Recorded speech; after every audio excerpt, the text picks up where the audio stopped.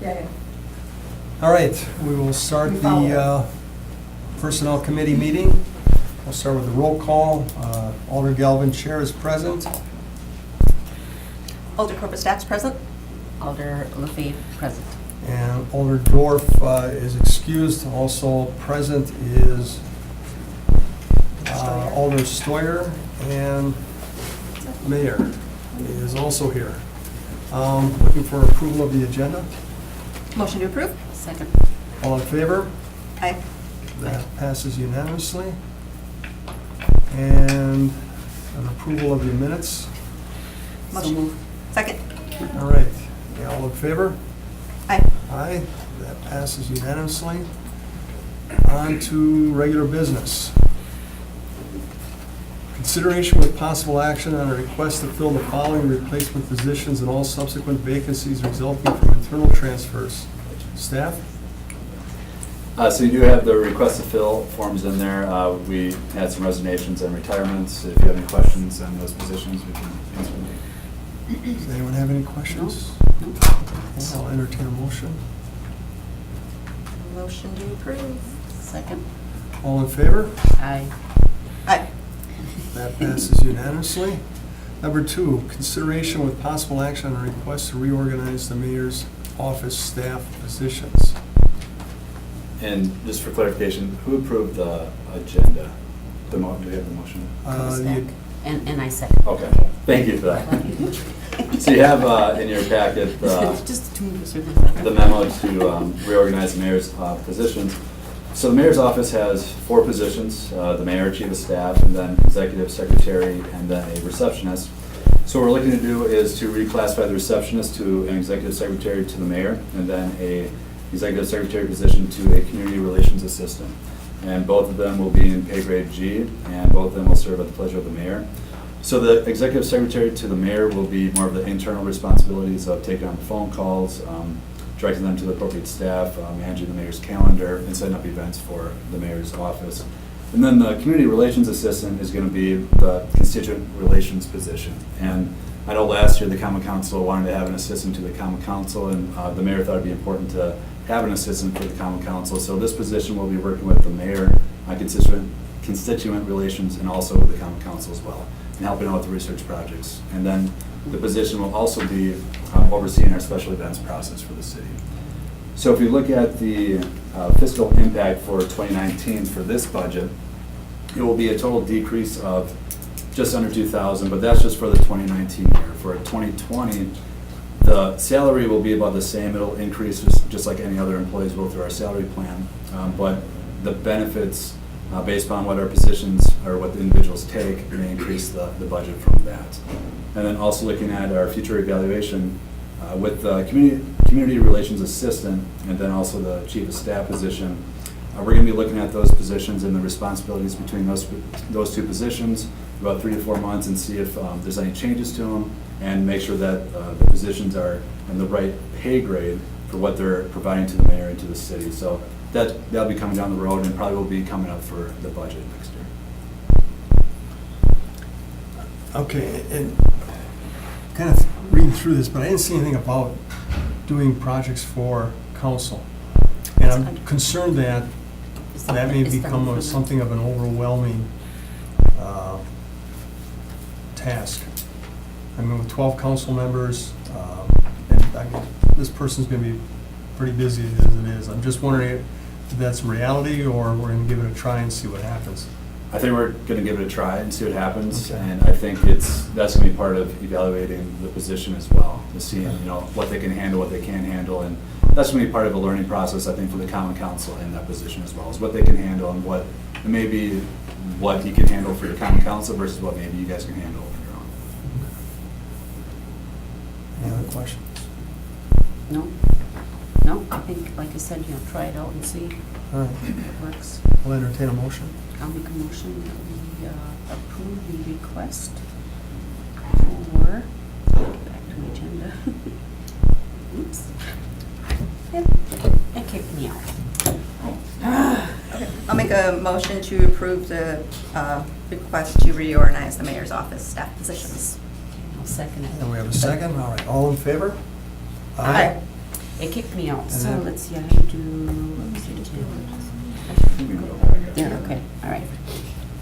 God, this thing is just drives me nuts. Okay, the next one up, Melanie? Okay. Number 3. You're good? Okay. Consideration with possible action to amend the City of Green Bay Personnel Policy, Chapter 9, hours of work and fringe benefits to include policy regarding a volunteer time off program. Staff? So what I'll do is I'll go through the process through the policy on 9.12. And I think Mayor Genrick will talk about more of the rationale and the reasoning behind it. So the employees that will be eligible for this volunteer time off policy, and that means getting paid time off to volunteer in the community, will be full-time employees and 37.5-hour employees who are not represented by a bargaining unit. When I say a bargaining unit, what we are talking about is transit drivers and operators, firefighters, and police officers. So I think what I can do is go in here and clarify that to make sure it's for those departments, because we do have representation in DPW and parks. They don't have full bargaining rights, but I want to make it clear that those employees would be eligible for it. And then with eligibility after 6 months, that's to give the employee time to be acclimated to the position so that they don't have to worry about volunteering or taking vacation. They can just focus on acclimating to the position. So then other ways, I guess you'd be ineligible would be if you received any disciplinary action within 6 months, or if you're on a performance improvement plan, or if you're on a leave of absence of any kind. So the amount of time that is being proposed for our employees would be up to 24 hours per calendar year. And then for 2019, when it starts on July 1st, it will be 16 hours of VTO time. And then the time can only be used during the employee's working hours, and also that the VTO time cannot be carried over or accrued, and it can never be paid out. It also cannot be used for overtime purposes. So the VTO time can only be used for the sole purpose of volunteering and for the actual time volunteering. So that, well then when we talk about the increments, we're hoping that people will use them in half-day and full-day increments, but we know that volunteering opportunities can differ, so people might want to use shorter increments. And if that can work with the supervisor and the responsibilities, then we'll allow for that. So the procedure will be for an employee to fill out a volunteer time off form, and then this will be an electronic form that will go to the supervisor, and there needs to be reasonable advance notice given to the supervisor. Then the supervisor can consult with HR if they have any questions or concerns about approving the request. And then once approval is given, the employee will then obviously be able to volunteer for the event. Once the employee volunteers, or after they volunteer, they then will fill out a verification form that says the organization, the number of hours, and the date that they volunteered. So we can verify the number of hours that were volunteered. And then we have in here language about that the organization cannot discriminate based on protected class against individuals. And that's really very typical language that we have in a lot of our contracts, where we can terminate an agreement if the organization or entity discriminates against a protected class. And then last item we have on here is that we can modify, amend, or discontinue the program at any time. And the last thing I'd like to add is that with this benefit, this is no additional cost to the budget. We're not cutting any services for the public. I think it's going to help improve employee engagement, morale, productivity, and I think it's going to make a difference in the community.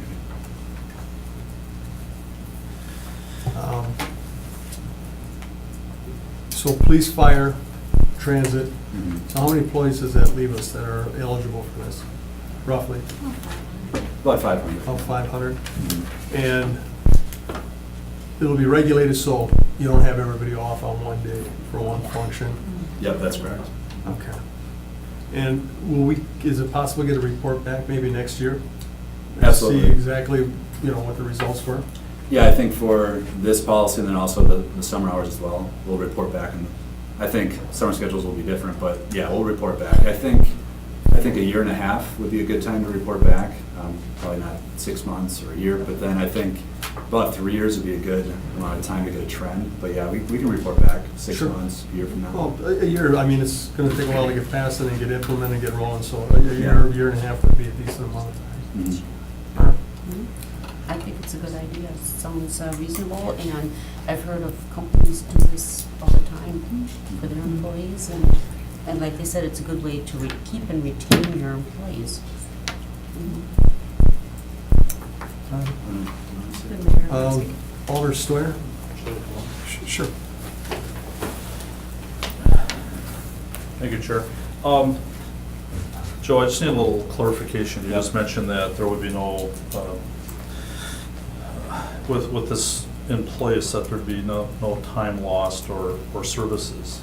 I guess I just needed to clarify on that. I think the fact is that you will be taking some time away, but you're saying that there will be full coverage regardless. Mhm. So I guess that's just what I needed to hear.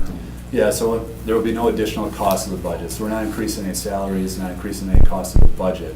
And then when it comes for time lost, so when people are off, it has to be approved to make sure that we're not cutting any services. And then additional, I looked at if we had a 40-hour employee that was given 24 hours of volunteer, that'd be about 1% of their time that is taken away from the work. So we'll make sure that no services are being lost to the public. Well, I'll wait for the mayor to speak as well, because then I might have a few other questions. All right, thank That's you. all I have. Mayor Danich? Well, thank you all for having me here at the committee and for entertaining this policy change. For me, it's really about creating that 21st century workplace. We've seen a lot of employers in the private sector move in this direction, as Alder LaFave was alluding to. And so I just think it's important for us to keep up on that front. We aren't always able to keep up when you're talking about salaries and other things. So identifying those areas where we can be really competitive, I think, is important. So that's the big piece of it. The other thing, obviously, is I'm just very interested in making sure that employees in the city of Green Bay feel valued and respected, feel as though they can be active members of the community as well. We had a press conference yesterday, kind of unveiling this to a number of nonprofits, and we received a lot of support, obviously, from that sector. This was an idea that was brought to me by a member of the nonprofit sector over at Big Brothers Big Sisters, Katie Hess, who's their executive director. So it's something that I included in my campaign platform. On a parallel track, this was something that Director Falls was already working on. So very excited to move forward with this, hoping that Common Council shares, identifies this as an area that we can really improve, as I said, employee morale, and also demonstrate that we're interested in making a difference in the community. Be happy to answer any questions that the committee has. Questions? Alder Steuer? Thanks. Well, I don't know if I... Do you mind coming up? Oh. If you do, just for the microphones. All right, yeah. No, I think I understand the concept, and I realize that article or the agenda that we had talked about 6 out of 10 folks, it's kind of aimed toward the millennials, potentially. I mean, amongst other folks, so. Like I said, I'm just more or less interested in the bottom line to make sure that that we're not short-staffing or we're denying certain functions to citizens, things on that order. I don't know. I guess I would assume okay, now, right after winter's out, pothole time. We're not gonna be letting DPW workers off to go do volunteer work when we've got a long list of road repairs and stuff to be made. That's, my assumption would be along those lines The for every department. supervisors. We have some busy times Right. versus non-busy times. And I think it's on the supervisors and the department heads to make sure that we're not cutting services for the public, and we're allowing our employees to use it when it's a reasonable time for the city and for the employee to use it. So yes, I would agree with that. It's gonna require some collaboration between management and the employees and the volunteer organization that they're working with, and I think everyone's gonna have to understand that you can't just walk in today and say, I want off tomorrow to go Right. do something. It's gonna be, hey, they have this Project Say Habitat for Humanity next month to build a house, and I volunteered to work on this day, does it work? And if the supervisor looks at the schedule and everything, and it does, it's kind of like when we let employees off of work above and beyond what is allowed. The supervisor has that right to say, yeah, we're very heavy staffed right now because it's a slow time of the year, take off. I think in that same line where if it's winter and, maybe we are a little bit slower, but we get hit with a snowstorm and maybe I had this volunteer time off planned, we get hit with a snowstorm, the supervisor reserves the right to say, sorry, you can't. We have work that needs to get done. Right.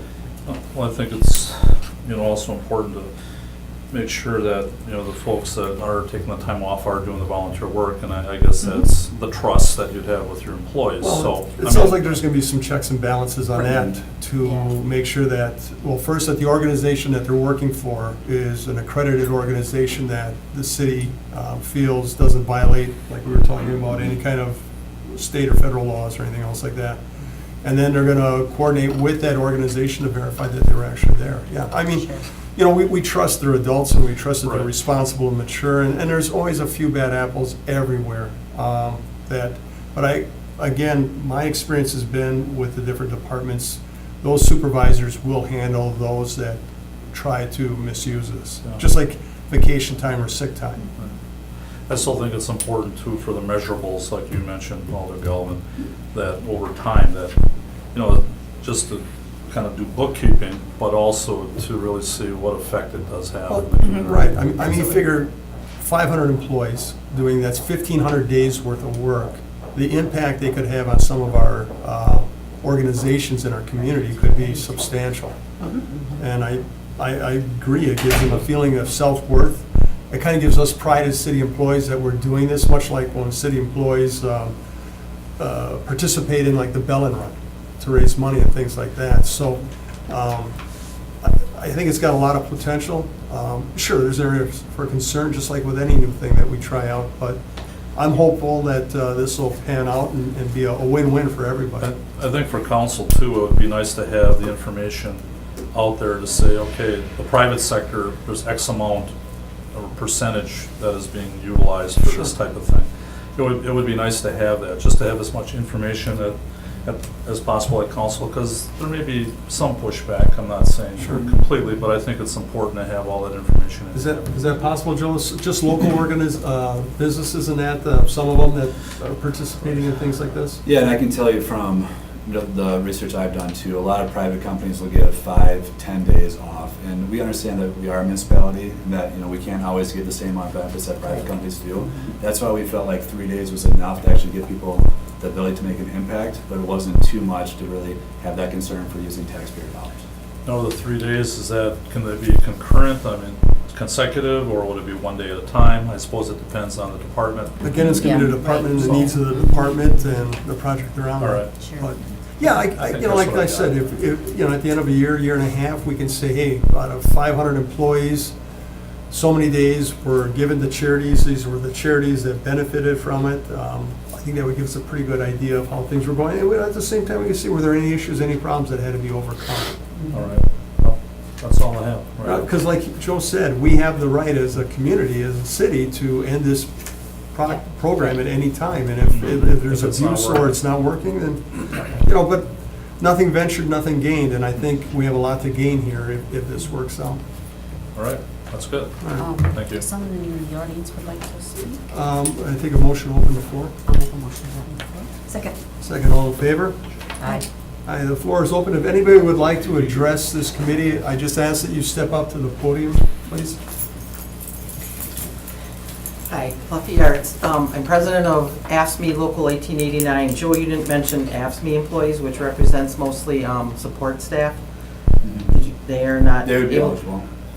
They would what? They would be eligible. They would be I'm- eligible. I'm not sure why they would not be. Oh, okay, because you just said transit, fire, and police, and not just in those departments. Is it every department that they'd be eligible? Yep, so what I mentioned was transit, fire, and police departments, they have full bargaining rights. Correct. So we would have to negotiate that into their contract if they want this policy, whereas every other employee would Oh, be I got eligible it. for this. Okay, thank you. Yeah, no problem. Thank you. All right.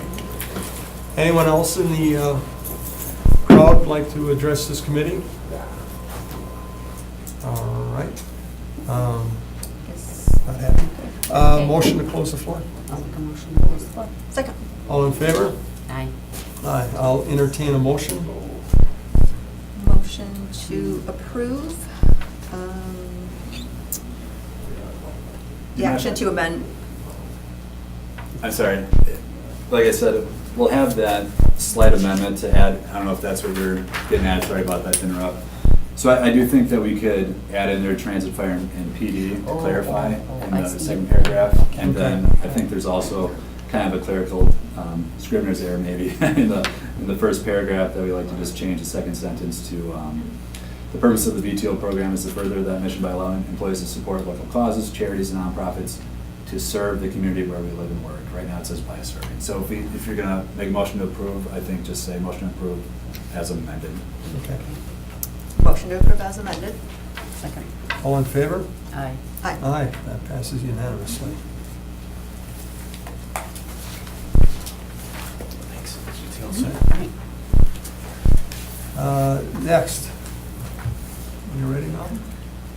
It's been a little slow. That's all right. There we go. All right.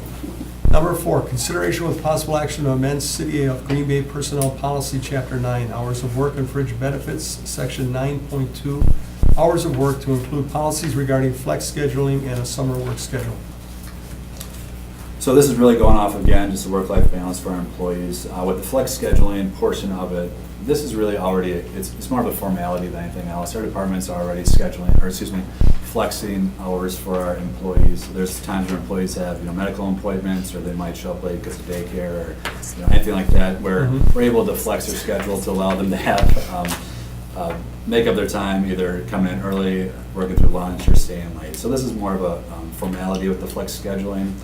But with the summer hours, I see that as an extension of flex scheduling, as allowing our employees to have that flexible schedule by showing the employees that we value them, we value their input, and also to make sure that we're providing the same service to the public. So the proposal for core hours in City Hall would be 7:30 a.m. to 5 p.m. Monday through Thursday, and then 7:30 a.m. to 11:30 a.m. Friday. And this would start Memorial Day weekend and go through Labor Day weekend. And we look at this as able to extend the hours in the morning 30 minutes and then the evening 30 minutes. And this is going to give the public more accessibility to City Hall to physically get here. And then we also look at our city website. We've made a lot of improvements, and we put a lot of resources into that, where we provide a lot of services and resources to the public for them to use our city website. So if you look at our request for service tab, they can go on there and they can request services for inspection, sanitation, sidewalk and pavement, traffic, parks, street, erosion control, parking, recreation, and graffiti. There's a lot they can do even there. And then each department has their own responsibility to respond to these requests.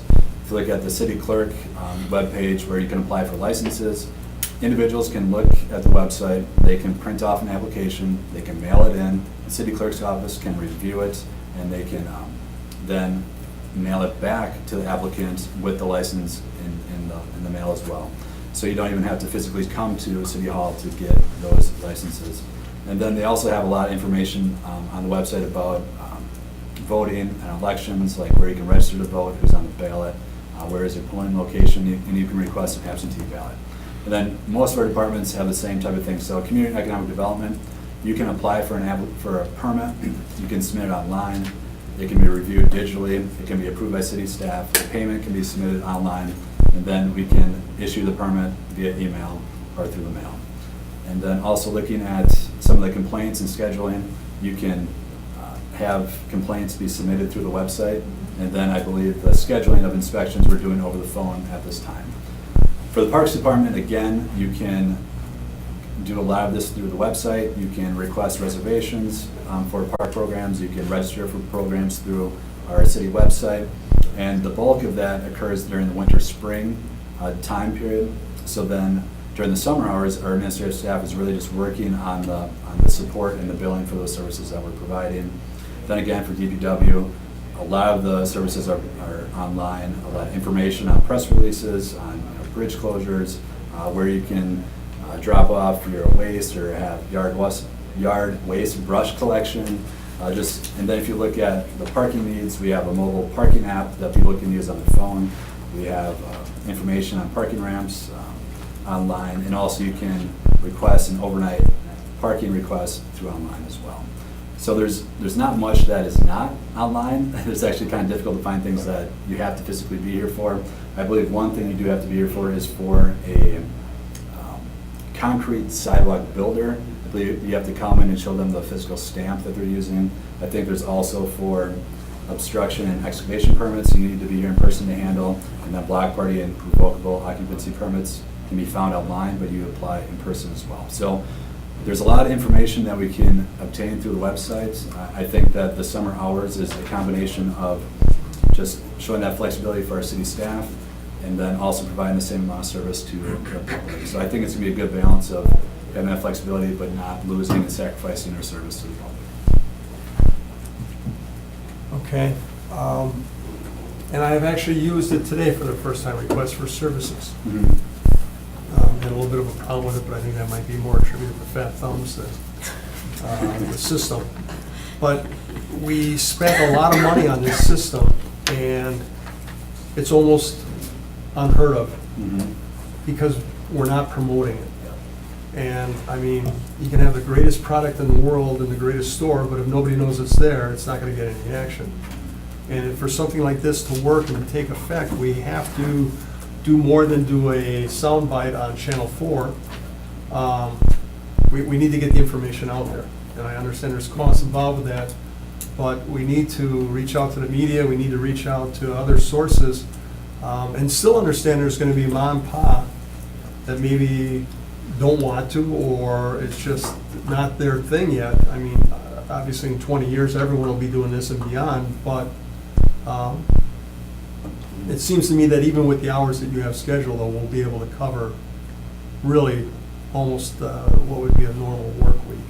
Yeah, and to go off what your point was, I think this is a great opportunity for us to educate the public on the city website, and I'm working with IT to put together a tutorial on how to use our website a little bit better. So that'll be sent out with a link, with a press release on the hours that we have proposed for summer hours. Okay. And then I'm working with IT to make sure that from time to time, we have more tutorial videos that people can watch and learn more about how to use the park webpage and how to use DPW Right. webpage, stuff like that. And I think we need to pursue this long-term, not just because we're gonna be doing the summer hours. This is something that, I know Mark does, I'm sure you two do. I get a lot of calls from people that I have to then collate and then reach out to the right city employee, and they get back to me. I'm encouraging, in fact, I just put out a newsletter to the Astor Neighborhood Association explaining how to use this website. Although I put the caveat on, if you don't get the response you want, or you don't get a timely response, then reach out to me, and then I can reach out to the city and see what's happening or why it's not happening. But I'm encouraging more and more people to report those sidewalks that aren't shoveled, or sidewalks that need to be replaced, or even if they have a good idea for a city service on how to improve it. I think we should, encourage this use. And once people get to understand how this works a lot more, and it's impressive when you look at it. There was a lot of questions about the money that we spent on it, and I'm not a techie, but it seems like we got an awful lot here, and it's impressive, and I like it. And Friday afternoons, especially in the summer, a lot of people are leaving for vacation and different things. And so if they're gonna do something Friday, they'll probably do it in the morning anyway. And I don't think the city hall in the summer is that busy in the Friday afternoon. Most people are, Right.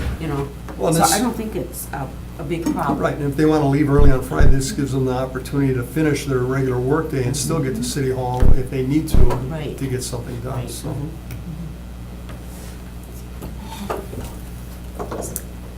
Anyone else? Mark?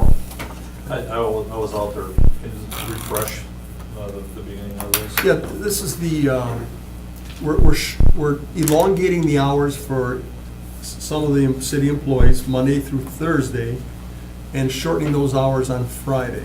All right, okay.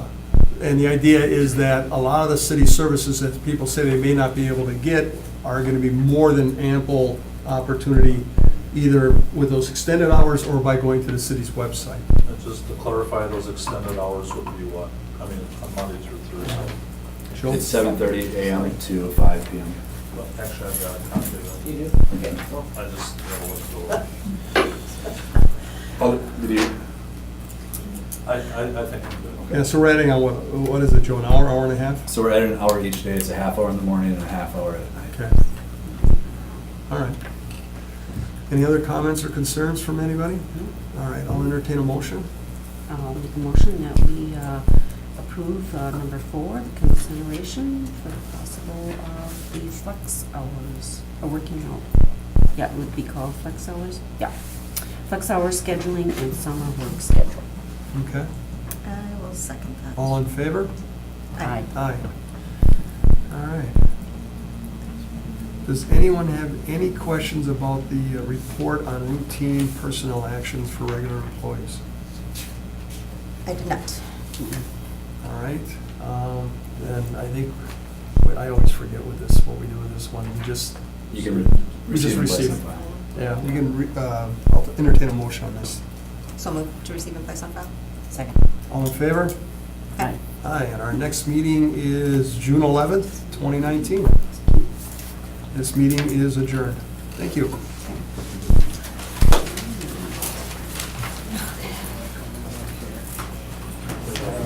Yes.